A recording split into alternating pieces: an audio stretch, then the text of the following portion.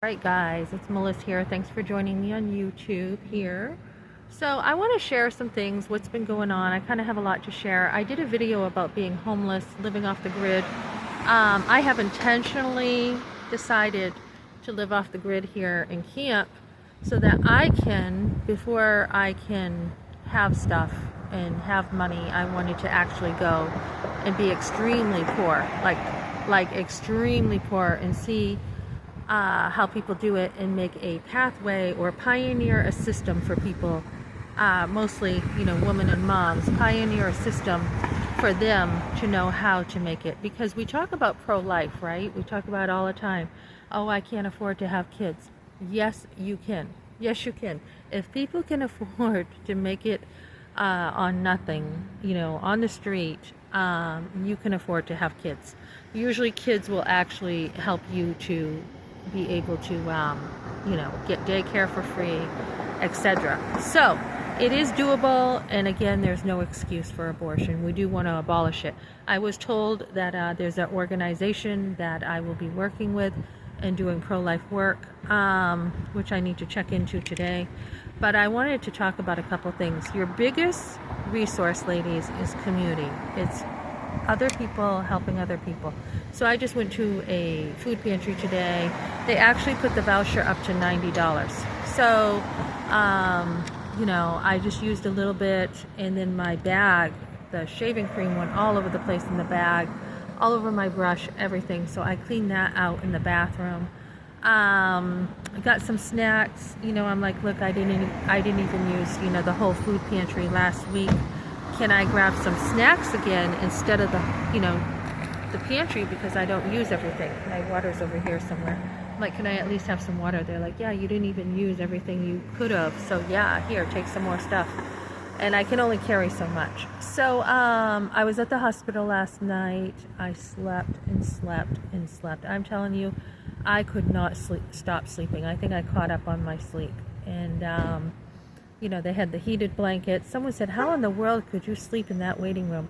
I'm like, I can literally sleep anywhere, like my grandfather did. He could sleep on a car.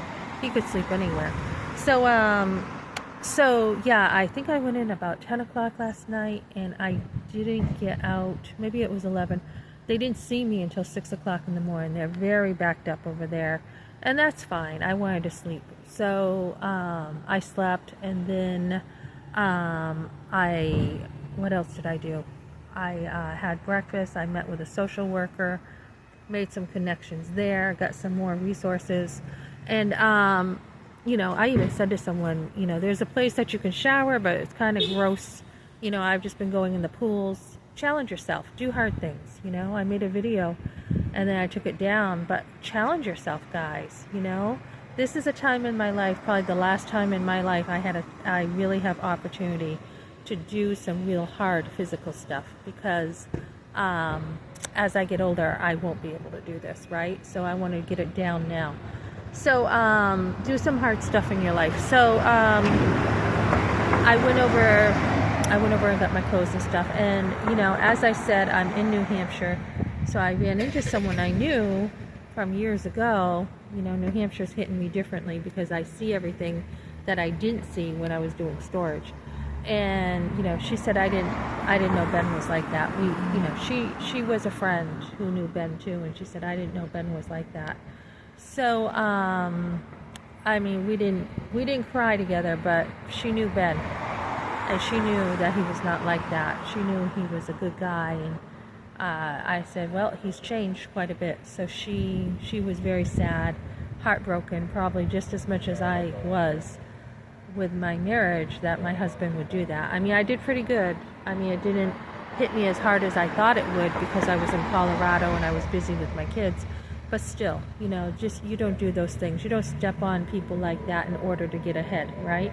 So I did that, and then I was on the bus, again, community, ladies. Somebody I met another Christian. He's like, you can come to my place. You can have a free room. You can have, I cook everything, and I'll give you a hand as a Christian. So I told him I'll think about it. But, with the rain coming and everything, I can either stay with him or decide to, make it in the rain somehow. I haven't figured that one out yet. But I'm at the library, and you know, I've got some things to do. But do challenge yourself. It's summertime. It's the best time to, you know, really get off the grid, make changes in your life. I did look up some apartments. I think the cheapest I can find is $850. I have a second job I'm being trained for right now. I have a permit. I'm being trained for it. Someone said get as much work as you can, and I think that's the key too, because I got paid yesterday, so now I have money that I didn't have last week to, you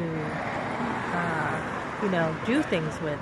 So if you've got money saved up, you can also, you know, rent vehicles. You can do a lot more. You can get a hotel and everything. But I didn't have any money on me for like a week, except what I made a little bit in waitressing. And I even said, you know, I need to be on serving tonight rather than cooking, because I need to make sure I have enough cab money. And, you know, he was like, well, you know, we already got you on cooking, so you got to do the cooking. So, I mean, I was like on zero, guys. So now I'm in a better place.